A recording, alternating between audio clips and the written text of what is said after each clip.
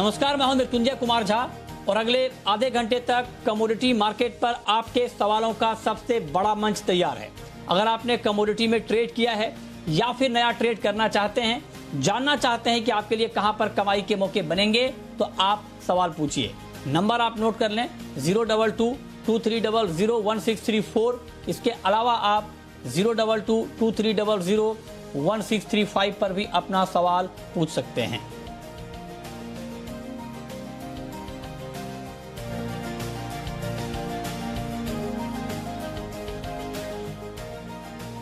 लेकिन बुलेटिन की शुरुआत एक महत्वपूर्ण खबर के साथ। खबर यह है, जो हमें सूत्रों के हवाले से जानकारी मिल रही है, वो ये कि अब 20 और 24 कैरेट गोल्ड की भी हॉलमार्किंग होगी। जी हां, सूत्रों के हवाले से हमें ये जानकारी मिली है और कल रात में ये फैसला आया था कि अब जो हॉलमार्किंग है वो 1 जून की जगह 15 जून से अनिवार्य होगी। इसको लेकर कल एक महत्वपूर्ण बैठक हुई थी कंज्यूमर अफेयर्स मिनिस्टर की अगुवाई में।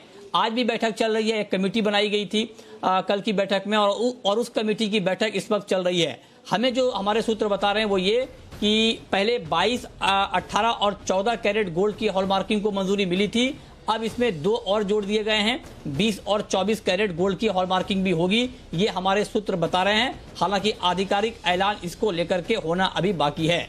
हमारे साथ बातचीत करने के लिए मेहमानों का एक बड़ा पैनल है। हमारे साथ हैं Yogesh Singhal, chairman the Boolean and jewellers association के, दिल्ली से हमारे साथ जुड़ रहे हैं। हमारे साथ उदय शिंदे हैं, प्रेसिडेंट हैं Indian association of hallmarking centre के। सचिन गुप्ता हैं चॉइस ब्रोकिंग के और राजीव कपूर हैं ट्रस्ट लाइन के। आप सभी का बहुत बहुत स्वागत है इस खास चर्चा में। तो एक महत्वपूर्ण खबर कि 20 और 24 कैरेट गोल्ड की भी हॉलमार्किंग होगी, जो हमारे सूत्र इस वक्त बता रहे हैं। उदय शिंदे जी, क्या ये जो 20 और 24 कैरेट गोल्ड को हॉलमार्किंग में शामिल किया गया है, जो हमारे सोर्सेस अब तक बता रहे हैं, आधिकारिक ऐलान होना अभी बाकी है, तो क्या इस वजह से कुछ और देरी हो सकती है क्या इंफ्रास्ट्रक्चर के मोर्चे पर? मैं आपसे पूछ रहा हूं। नमस्कार सर जी। नहीं, ऐसी कोई देरी होने की कोई संभावना नहीं है, क्योंकि हमारा जो इंफ्रास्ट्रक्चर है इस चीज के लिए पहले से ही प्रिपेयर है। पहले भी हम लोग 24 कैरेट मतलब 995 और 20 कैरेट की ज्वेलरी हॉलमार्क करते थे। हमें इसके लिए अलग से कुछ भी करने की आवश्यकता नहीं है। ये यदि लागू होता है तो हम लोग सक्षम है कि इस चीज को आसानी से कर पाएंगे। धन्यवाद। अच्छा, आप कर पाएंगे, आप करें। लेकिन शिंदे जी, मैं आपसे एक बात और पूछना चाहता हूं सर। 15 जून की तारीख तय की गई है, लेकिन ज्वेलर्स को जो हॉलमार्किंग के नियम हैं उसको लेकर बहुत सारी आपत्तियां हैं ज्वेलर्स को। उनका ये कहना है कि इसमें जो क्रिमिनल चार्जेस वाला मामला जोड़ा गया है और जो बाकी यूआईडी वाला मामला जोड़ा गया है, ये सब थोड़ा कठिन होगा इसे इम्प्लीमेंट करने में। आपका क्या इस पर व्यू है? इस मामले में कल मंत्री जी ने तो स्पष्टीकरण दिया ही है। फिर भी जो ज्वेलर्स भाइयों की कुछ समस्याएं हैं, उसको लेके कल मंत्री जी ने हाई लेवल कमेटी का गठन किया है, जिसकी आने वाले 4 दिनों का भी मीटिंग तो चल ही रही है और ये लगातार 4 दिनों तक चलेगी। और मुझे पूरी उम्मीद है कि अधिकतर परेशानियों को सुलझा लिया जाएगा। Thank you. अच्छा, आप कह रहे हैं कि जो परेशानियां हैं उसको सुलझा लिया जाएगा। योगेश सिंघल हमारे साथ इस वक्त जुड़े हैं। सिंघल साहब, ताजा खबर यह है हॉलमार्किंग को लेकर कि 20 और 24 कैरेट गोल्ड की भी हॉलमार्किंग होगी, ये हमारे सूत्र इस वक्त बता रहे हैं। इस पर आपकी पहली टिप्पणी क्या होगी? हम मंत्री जी का बहुत धन्यवाद करते हैं पूरी ज्वेलरी इंडस्ट्री के। उन्होंने कुछ नरम संकेत दिए हैं मंत्री जी ने कि होगा। कारण क्या है कि कुछ जगह की डिमांड है और कुछ जगह 24 कैरेट की डिमांड है, तो बाकी भावनाओं की कदर मंत्री जी ने इसको लागू करने की बात कही है या सूत्र बता रहे हैं, तो ये बहुत ही इंडस्ट्री के लिए बहुत अच्छी बात है और हम सब इनका स्वागत करते हैं। अच्छा, 24 कैरेट गोल्ड की ज्वेलरी बनती है क्या सर सिंघल साहब? जी बिल्कुल, कई जगह बनती है, इंपोर्ट भी होती है और इंडिया में भी बनती है, 23 कैरेट भी बनती है। अच्छा अच्छा जी, अच्छा जी। तो मतलब 24 कैरेट की आप कह रहे हैं कि ज्वेलरी बनती है, इसीलिए इसकी भी हॉलमार्किंग। तो सर, जब 24 कैरेट की हॉलमार्क ज्वेलरी बनती है तो पहले इसे क्यों बाहर रखा गया था 24 कैरेट वाले गोल्ड को? देखिए, पहले 9 कैरेट से और 24 कैरेट तक एवरी कैरेट पास था, लेकिन अच्छा, फिर पता नहीं 3 कैरेट सरकार ने क्यों निर्धारित कर दिए कि 14, 18, 22 या तो हॉलमार्क सेंटर की कोई सहूलियत के अनुसार उनमें 3 कैरेट को जोड़ा कि भी 3 में ठीक है जी डिफरेंस रहेगा, और या कोई उसका मिसयूज ना कर पाए, कैरेट कह के ना बता दे या 20 कैरेट को 22 कैरेट का ना बेच दे। अब उसके पीछे क्या धारणा रही है ये तो उदय शिंदे जी बता पाएंगे, क्योंकि हॉलमार्क कमेटी की रिकमेंडेशन ही लास्ट मंत्रालय के पास में है। अच्छा, तो शिंदे जी बताइए, आपके ऊपर टॉस किया है सवाल सिंघल जी ने कि जब 24 कैरेट गोल्ड की भी ज्वेलरी बनती है तो पहले इसे क्यों बाहर रखने का सुझाव आप लोगों ने दिया था? हमारे तरफ से ऐसा कोई सुझाव नहीं था, ये तो सरकार का पूरी तरह निर्णय था, क्योंकि लगभग 8-9 कैरेट की ज्वेलरी उस समय हम लोग हॉलमार्क कर रहे थे, और उस बहुत ज्यादा कैरेट होने के कारण बाजार में ग्राहकों के बीच थोड़ा संशय का वातावरण निर्माण हो गया था, क्योंकि काफी लोग अच्छी तरीके से समझ नहीं पाते थे कैरेट के मतलब कैरेट को डिफरेंशिएट नहीं कर पाते थे। साथ ही वियना कन्वेंशन की कुछ बाध्यताओं के कारण सरकार को इन बहुत 8-9 कैरेट को कम करके 3 कैरेट में ज्वेलरी को लाना पड़ा। इसके लिए सरकार ने उस समय जो तत्कालीन BIS ने उस समय उनके जो सर्वे कराया था उसके मुताबिक पाया गया कि ये 3 कैरेट में ही फिलहाल सबसे ज्यादा ज्वेलरी हॉलमार्क हो रही है। इसलिए सरकार ने फिर निर्णय लिया कि सिर्फ इन 3 कैरेट को ही हॉलमार्क किया जाए, जिससे ग्राहकों के बीच कोई भी संशय का वातावरण नहीं रहे, उनके लिए इनको पहचानना, इनको सिग्रीगेट करना संभव हो। Thank you. ओके, अच्छा, ये तर्क दी गई थी, ठीक है। लेकिन सिंघल साहब, मैं आपसे एक बात और पूछना चाहता हूं, 24 कैरेट की जो ज्वेलरी बनती है सर, तो उसमें क्या कुछ मिलाना पड़ता है? क्योंकि कहा तो ये जाता है कि 24 कैरेट का गोल्ड बड़ा मेल्ट होने का खतरा रहता है, तो उसमें कैसे आप लोग ज्वेलरी में कन्वर्ट करते हैं? जरा अगर ये तरीका बता पाएं हमारे दर्शकों को। देखिए, 24 कैरेट की ज्वेलरी जो है तो नरम होती है, इसमें कोई दो राय नहीं है। फिर भी ट्रेडिशन के हिसाब से कुछ जगह नथे बनती है, कुछ जगह पतरे का आइटम बनता है, जो है वो खोटा अगर मिलाएंगे तो उसका वो पतरा नहीं बन सकता, पतरे वाली ज्वेलरी होती है, या कोई होलो ज्वेलरी। तो इस तरह के कुछ ट्रेडिशनल होते हैं जो कि में वो स्टेट में वो चलन में नहीं होते। तो इसलिए ये जो है ना 24 कैरेट भी बहुत जरूरी है कि ये ट्रेडिशनल नथ है, नाक की लौंग है, उसमें पतरे वाली नथ लगती है, उसमें 24 कैरेट का पतरा ही लग सकता है। जैसे आप दूसरे उसमें समझें सरल भाषा में, तो जैसे भगवान जी के जो है ना मंदिर में किवाड़ होते हैं, उस पर पतरा लगता है चांदी का, तो वो चांदी के किवाड़ कहलाते हैं। इसी तरह से इसमें भी सोने का पतरा लगता है तो सोने की ज्वेलरी कहलाती है। तो 24 कैरेट का अंदर महत्व हो जाता है, क्योंकि लोग हिंदुस्तान की भावना से वो जुड़ा हुआ 24 कैरेट का रिंग बनता है क्या सर? रिंग लेना होगा 24 कैरेट गोल्ड की ज्वेलरी का, 24 कैरेट गोल्ड का एंगल बन जाती है, रिंग बन जाती है, कड़ा बन जाता है। बनती है क्या? जी। अच्छा, ओके, तो आप कह रहे हैं कि बन जाती है। चलिए, ये कंफ्यूजन भी दूर हो गया कि 24 कैरेट गोल्ड की ज्वेलरी नहीं बनती है। बहुत सारे लोग ये समझ रहे थे। आज मेरी भी जानकारी यहाँ पर बढ़ी है, आपने डिटेल में बता दिया कैसे बनती है 24 कैरेट गोल्ड की ज्वेलरी।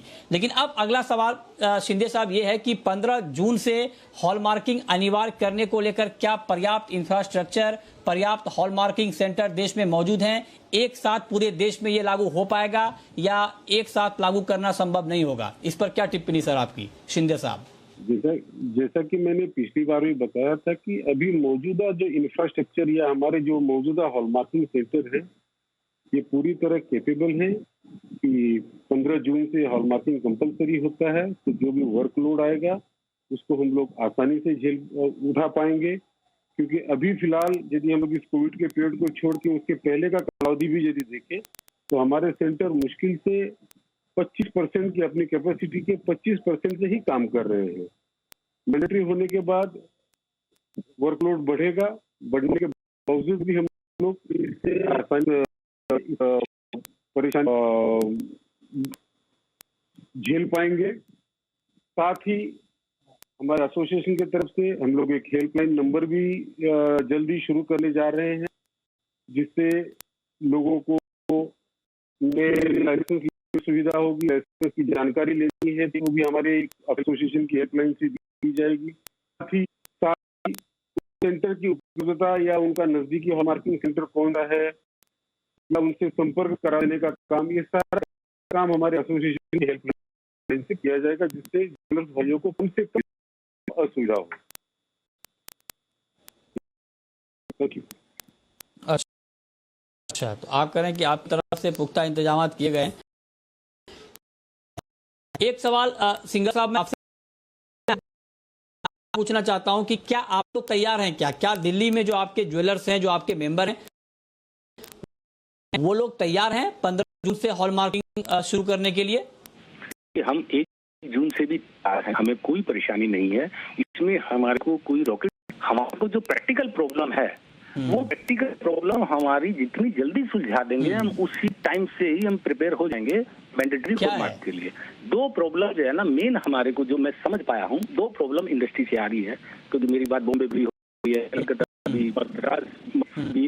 तो मेन कॉमन प्रॉब्लम क्या आ रही है, जो पर बिल बनाना है और पर पीस पोर्टल पे जाके उसमें एंट्री करनी है, और पर पीस जो है ना बिक्री हो जाएगी, जो करनी है।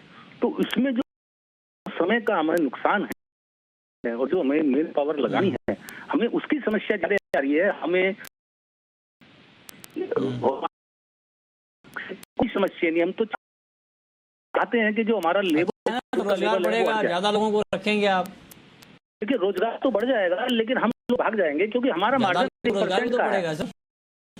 मैन्युफैक्चर का, होलसेलर का मार्जिन से 1% है, उसमें हमको जीएसटी की रिटर्न, इनकम टैक्स की रिटर्न, कभी टीसीएस भी हर बिल में काटना शुरू करता है। तो हम क्या क्या करें, हम पढ़े लिखे लोग नहीं है। कंप्यूटर कितने ज्वेलर का आप सर्वे कराइए, 5 लाख ज्वेलर में कितने लोगों को चलाना आता है कंप्यूटर? तो ये तो मतलब 800 गाड़ी को साथ दौड़ लगाने वाली बात होगी। हमें से कोई भी दिक्कत नहीं है। चलिए देखते हैं कि 30 के ऊपर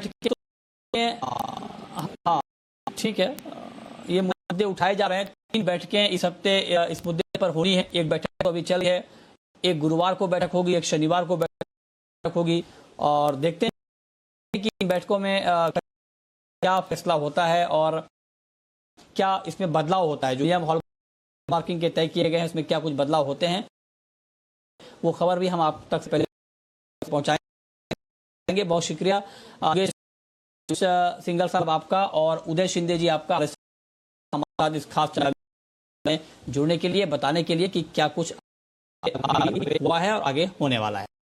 चलिए आगे अब बात करते हैं आज के मार्केट। राजीव जी आप बताएं कि आज बुलियन में, सोने में और चांदी में किस तरह का ट्रेड आप रिकमेंड करेंगे, क्या करना चाहिए?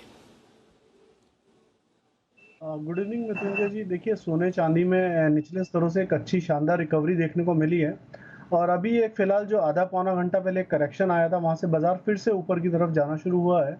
मुझे लगता है चांदी 72,000 का स्तर आज के शाम के सत्र में छू सकता है, और जो सोना है वो 48,700 48,750 का स्तर छू सकता है। अब दोनों में स्ट्रैटेजी ऐसे अपनानी है। अगर चांदी में थोड़ी करेक्शन आया, भी भाव तो 200 रुपए के आसपास जम कर गए हैं अभी मृत्युंजय जी। अगर ये करीबन 150 रुपए भी करेक्शन आए चांदी में, लेट से 71,400 आए, तो वहां पर खरीदारी कर सकते हैं, और स्टॉप लॉस 71,000 के नीचे मेंटेन करना है चांदी में। 72,000 का टारगेट के लिए वेट। आज के लिए आपके हिसाब से किस तरह का ट्रेड लेना ठीक रहेगा? गुड इवनिंग मृत्युंजय जी। देखिए क्रूड के अंदर ये पिछले 2 दिनों में एक अच्छा रिबाउंड आता हुआ देखा है। कल भी इवन प्राइसेस के अंदर करीब 3% का गेन देखने को मिला है, और आज प्राइसेस जो है वो 4800 के आसपास सस्टेन करते हुए नजर आ रहे हैं।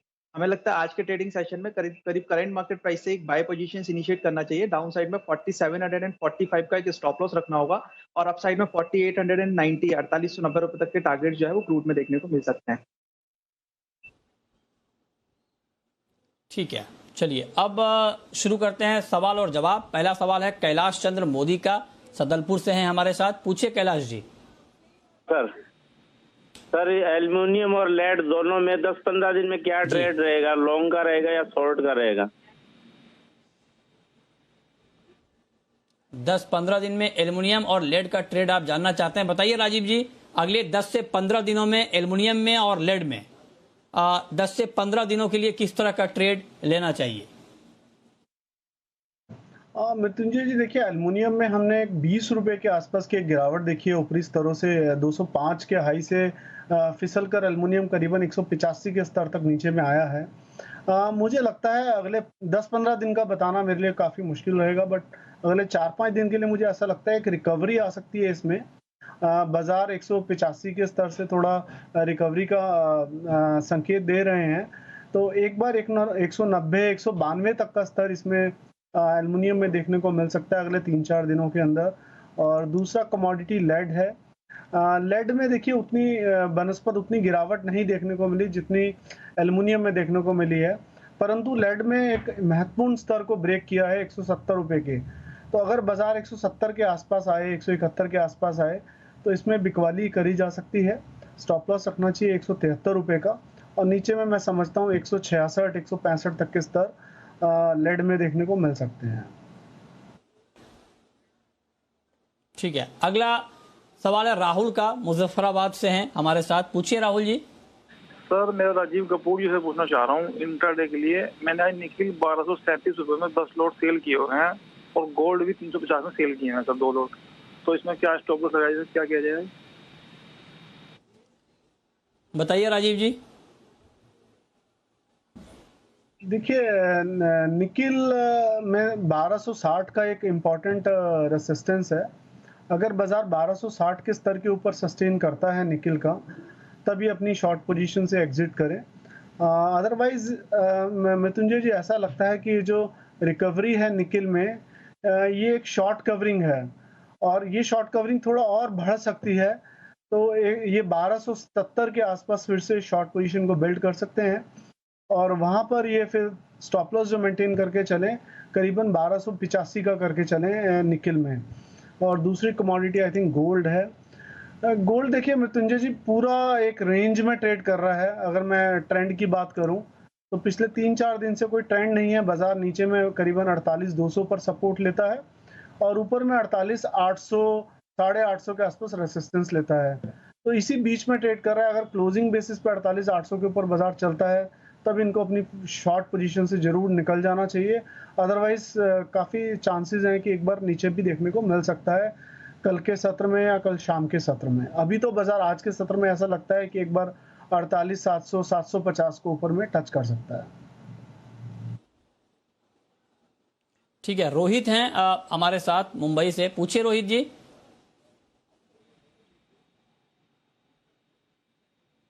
हेलो हेलो जी रोहित जी पूछें। मेरा 2 सवाल है। सुन रहा हूँ, एक पूछिए तो सर। गोल्ड पे पूछना है सवाल। 2 सवाल है। एक तो नीचे कहाँ पे है तो मैं बाई करूँ, हाँ, और दूसरा है कि अभी कॉन्ट्रैक्ट एंड हो रहा है तो नीचे आने का अच्छा। चांसेस है? हाँ बताइए सचिन जी। मृत्युंजय जी पहला दूसरा सवाल ले लेते हैं इनका कि नीचे आने के चांसेस हैं या नहीं है। तो गोल्ड जो है एक रेंज में ही ट्रेड हो रहा है, जैसे कि अभी राजीव जी ने बताया 48,200 के काफी इंपॉर्टेंट लेवल्स हैं। वो फर्दर लेवल्स अगर ब्रेक होते हैं तो हमें लगता है एक बार 47,900, 47,800 तक की रेंज जो है वो गोल्ड में देखने को मिल सकती है। अब रही फर्स्ट क्वेश्चन की बात कि कहाँ से बाय करना चाहिए, तो अगर ये डिप यहाँ से मिलती है और 47,800, 47,900 के लेवल्स अगर गोल्ड के अंदर आते हैं तो वहां से एक बार लॉन्ग टर्म के लिए वापस पोजीशंस जो है वो इनिशिएट की जा सकती है। डाउन साइड में एक स्टॉप लॉस अगेन रहेगा 47,300 का। उस स्टॉप लॉस के साथ में वापस से 50,000 तक के टारगेट जो है वो शॉर्ट टर्म में देखने को मिल सकते हैं। ठीक है, बलवीर सिंह हैं हमारे साथ इस वक्त जुड़ रहे हैं। बताइए बलवीर जी। सर मैंने जिंक बाय कर रखा है 232.65 पे जून कॉन्ट्रैक्ट, तो उसमें रखूं या निकल जाऊं? किस भाव पर बाय किया आपने जिंक? सर 232.65 पे, 232.65 पे। बताइए सचिन जी, अभी रुकना चाहिए इनको, निकल जाना चाहिए? जी मृत्युंजय जी बिल्कुल इनको वेट करना चाहिए, बिकॉज आज हमारा भी जिंक में बाइंग का ही कॉल है और हमें लगता है कि अपसाइड में एक बार 233 और 235 रुपए तक के टारगेट जो है वो जिंक में देखने को मिल सकते हैं। एक स्टॉप लॉस जरूर इनको देना चाहूंगा करीब 228.50, 228 रुपए 50 पैसे के स्टॉप लॉस के साथ में पोजीशन को होल्ड रखिए। 235 के आसपास प्रॉफिट बुकिंग की जा सकती है। ठीक बात है, ये सुझाव आपका इस बीच महावीर हमारे साथ जुड़ रहे हैं गुजरात से। पूछिए महावीर जी। सर मेरे को चांदी खरीदना है, 65,000 क्या रेट आएगा क्या? 65,000 के भाव पर आप चांदी खरीद आपने जानना चाहते हैं कि 65,000 का भाव दिखेगा क्या? बताइए राजीव जी, कुछ संभावना है क्या? मृत्युंजय जी देखिए 70,000 का जो स्तर है वो काफी अहम भूमिका निभाएगा आने वाले दिनों में चांदी में। जब तक 70,000 का भाव नीचे में नहीं स्लिप करता चांदी, मुझे लगता नहीं है कि 65,000 का दाम अब आना चाहिए। अगर चांदी में 65,000 का दाम आता है तो उस स्थिति में मुझे लगता है कि चांदी फिर 62,000 भी छू सकता है नीचे में। तो 70,000 के आसपास ही अगर खरीदारी करनी है करें कोई पोजिशनल बेसिस पर, और स्टॉप लॉस रखें उसमें 68,000 के आसपास का। और ऊपर में मुझे लगता है फिर से बाजार 74,500, और अगर 74,500 के ऊपर चला तो फिर जो पिछले हाई थे 77,000 के वो भी बाजार छू सकता है। ठीक है, अगला सवाल है मनोज का। पूछिए मनोज जी। हेलो सर जी, गोल्ड 49 जी पूछिए सर। कब तक होगा? 49,000 49,500 कब तक क्रॉस होगा? बताइए सचिन जी, क्या संभावना आपको दिख रही है?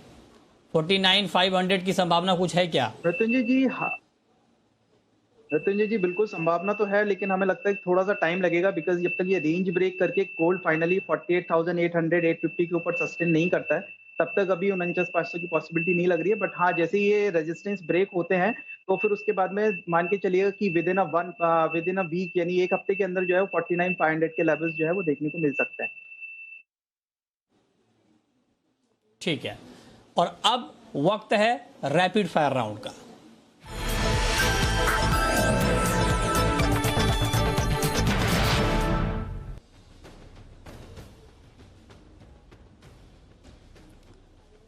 राजीव जी, आपकी पहली रैपिड फायर कॉल। मृत्युंजय जी, सिल्वर में खरीदारी की राय रहेगी 71,400 के आसपास। स्टॉप लॉस रखना है 71,000 से नीचे, टारगेट रहेगा 72,000 का। अच्छा, आपकी कॉल सचिन जी। मृत्युंजय जी, नेचुरल गैस में खरीदारी की सलाह रहेगी। जून कॉन्ट्रैक्ट के अंदर करीब 214 के आसपास आता है, तो वहां से बाय पोजीशन इनिशिएट करेंगे। 207 रुपए का एक स्टॉप लॉस रखना होगा 230 रुपए के टारगेट के लिए। आपकी आखिरी कॉल राजीव जी। जिंक में खरीदारी की मृत्युंजय जी, जिंक में खरीदारी की सलाह रहेगी 229 के स्तर पर। 228 का स्टॉप लॉस रखना है, 231 का टारगेट रखना है।